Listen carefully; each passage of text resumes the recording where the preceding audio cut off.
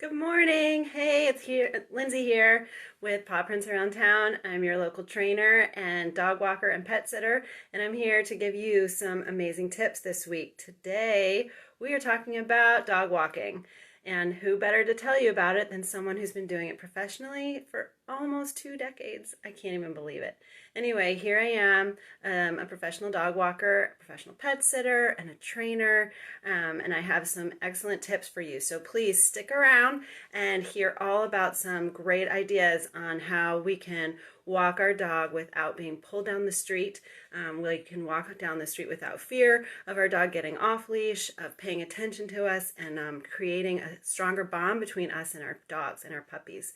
So let's get started. I have some key tips for you, 5 again this week, to help you get started. The first one I want to talk about is proper gear. What does that mean? Well, we're not going to just let our dog out on, without any gear. So what do we need? The first thing we need is a leash. I prefer a 6 or a 7 foot leash. I'm going to show you one that we use here in our training purposes. This is a 7 foot reclaimed climbing rope lead. What I really like about these leashes is that they have this hook on it so I can wrap it around my waist. And so as you can see, I have one wrapped around my waist right now. Right now I have it wrapped around my waist, and I can use it for training purposes in and outside the home. I love these leashes.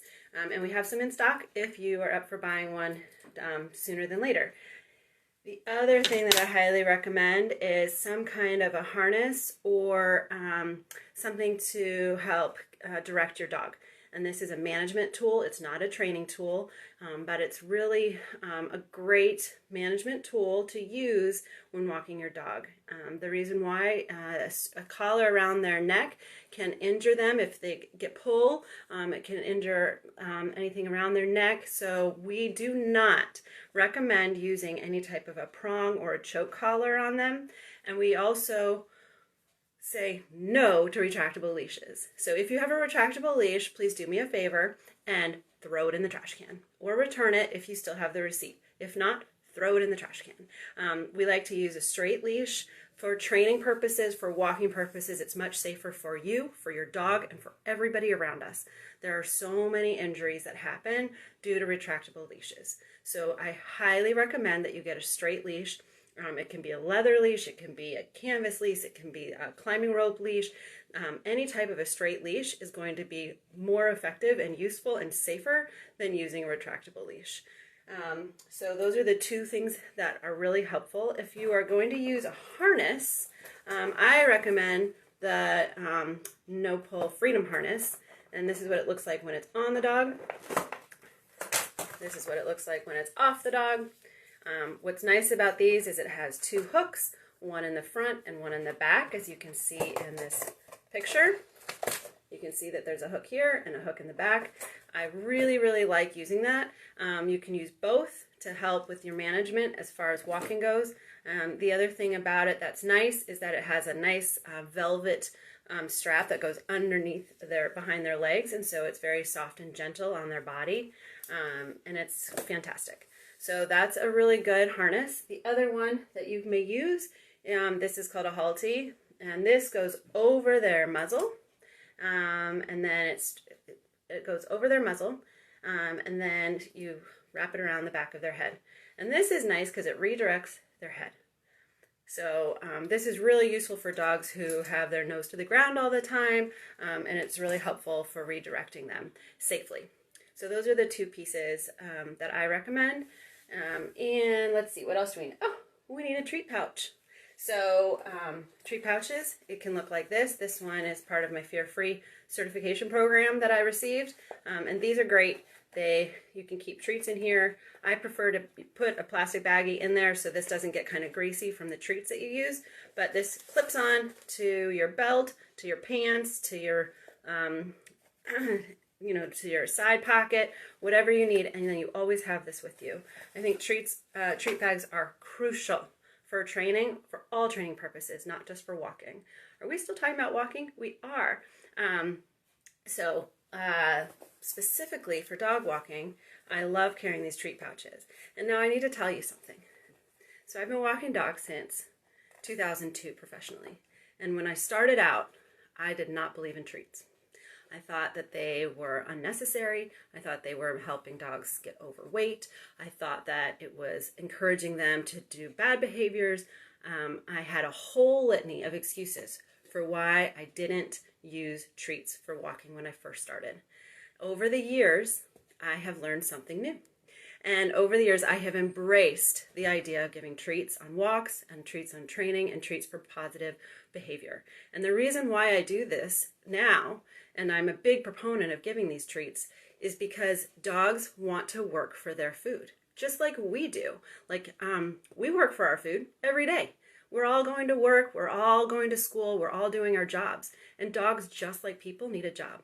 And their job, for us, is behaving in a way that we are going to reward.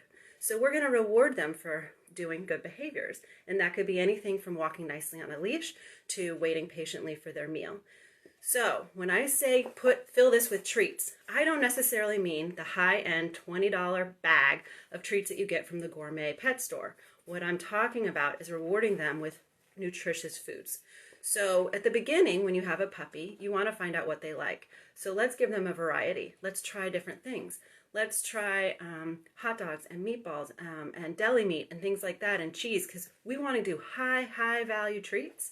And then we can also use dehydrated raw kibble. We can also use kibble if that's a high reward for your dog. But I'm telling you, after a while, the kibble might not cut it for a bigger distraction. So we want to find out what they like and use that. So you can, instead of, and I'm not trying to make your dogs fat here. I'm not doing that at all. So what you're going to do is, let's say, for example, your dog eats 2 cups of kibble a day.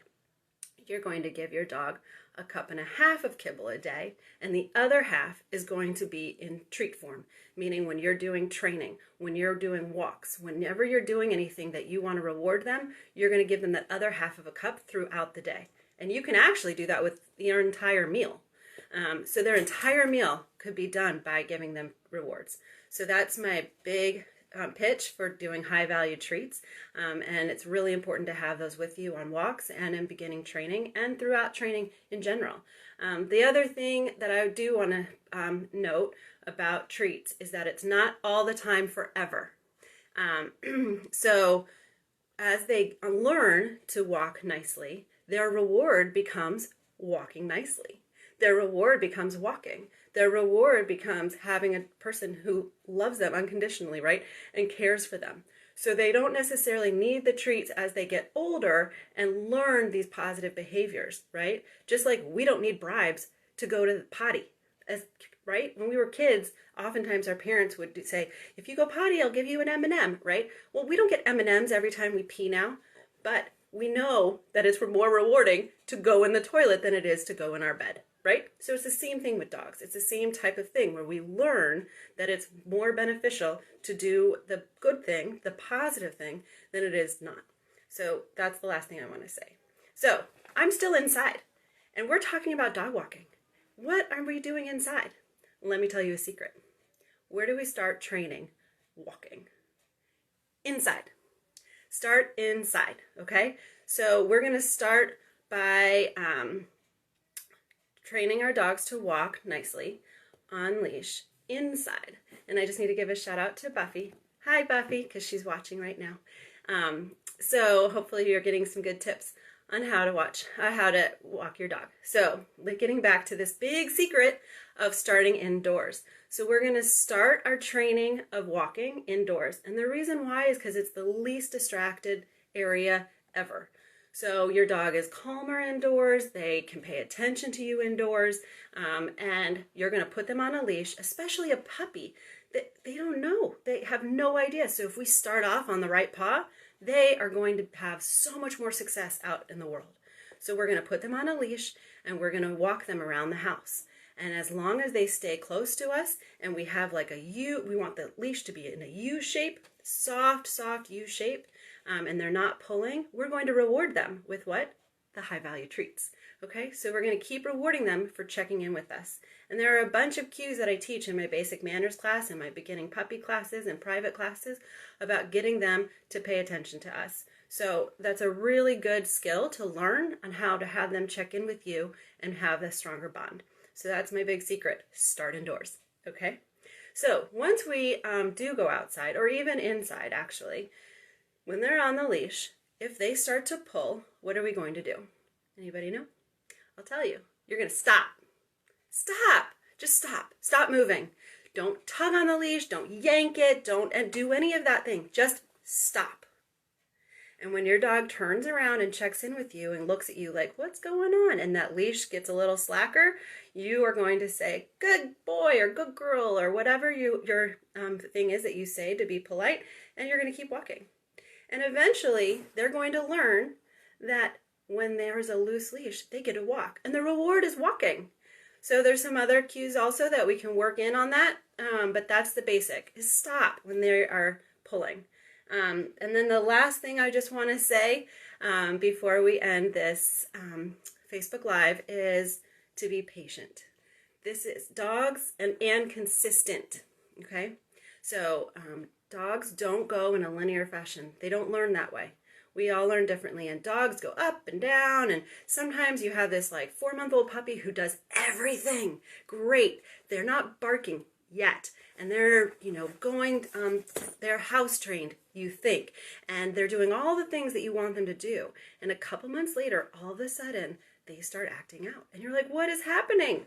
Well, guess what? Just like our kids, they're becoming teenagers. They're becoming adolescents, and we need to treat them as such. So we need to remind them what are the things that we want them to do. So like I said, they're going up and down, and that's one example of when you're going to notice them going up and down in their skill set and their behavior, how you want them to behave.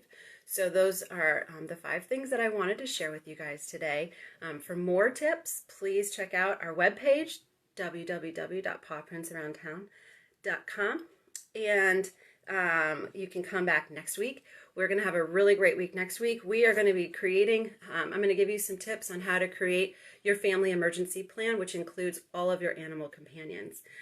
So that's what we're going to do next week. And before I sign off, I just need to make a note that not only dogs need to go outside and get some fresh air, along with us and dogs, we also have some other 4-legged furry friends who would love to get outside and get some fresh air. And how do we do that safely for our cats? So we have a lot of cats around town, and we want to make sure that they get the fresh air too. Some cats are indoors all the time and they don't get the fresh air. So let's figure out how to do that. So we can get them a leash. We can get them special harnesses for cats that hopefully they don't slip out of. Cats are a little sneakier than dogs as far as that goes, but you can start slowly. Again, how do we start that journey to walking our cats? Start inside. So once you find a leash and a harness that your cat will tolerate, and we can talk about that as far as getting them to appreciate it, to want to put on their harness because something good is going to happen, then you're ready to take them outside. So those are some just a quick tip on how to get your cats outside too. I hope you all have a wonderful, wonderful day. It's a beautiful Tuesday here in Silver Spring, Maryland, and I hope it is where you are too. Thanks and have a great day. Bye.